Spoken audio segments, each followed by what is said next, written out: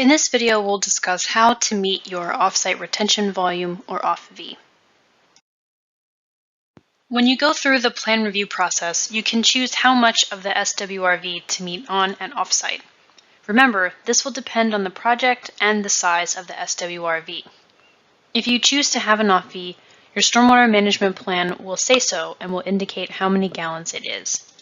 The SRCs will be due 4 weeks prior to your final construction inspection. You'll be unable to get your final inspection until your Offv is met. Offv is ongoing and must be met annually. Many site owners with Offv choose to comply for multiple years at a time, which can sometimes allow them to negotiate a lower price per SRC. If a site lapses in compliance with their offsite retention volume, DOE will assess the in lieu fee and a 10% late fee and may take enforcement action. Once purchased or generated, SRCs can be banked in your account indefinitely.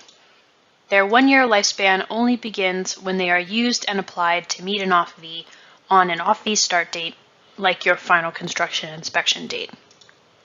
Before purchasing SRCs to use, remember to check which sewer shed your project is in, because that will determine which SRCs you can use to meet your Offv. Projects in the MS4 must use SRCs from the MS4. Anacostia Waterfront Development Zone, or AWDZ sites, must use SRCs from the MS4. There is a 1 to 1.25 ratio applied to the number of SRCs needed if the SRCs you use are not from the Anacostia watershed. On the SRC registry, you can filter by sewershed and watershed, so you can easily find SRCs that you're eligible to use. The type of SRC that a project in the CSS can use depends on if they're in the gray or green area of the CSS and if they've met 50% of their SWRV on site or not.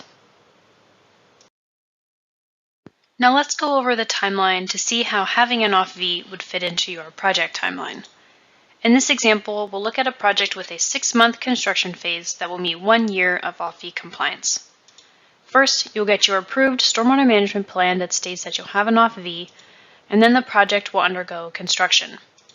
At the end of construction, you'll need your DOE final construction inspection, but Offv is due 4 weeks prior to that, but you can meet it at any time prior to that once your plan is approved. You won't be able to get your final construction inspection from DOE until your Offv is met. Once the Offv has been met, the final construction inspection can occur, and the project will be complying with its Offv for 1 year. The next year's Offv will be due 4 weeks prior to the anniversary of the final construction inspection and will be due on that same date every year. And again, it can be met at any point prior to that. The project will then be complying for the next period of compliance. You can meet your Offv for as many years at a time as you want. It just has to be for a minimum of 1 year. Let's revisit an example we looked at in a previous video. So we have a project with an SWRV of 10,000 gallons.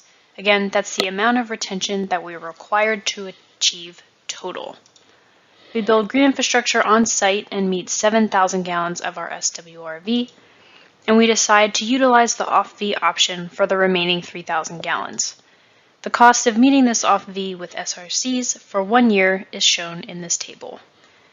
Using an example, $1.55 cost per SRC times the 3,000 SRCs that we need to meet our Offv would result in a $4,650 annual cost.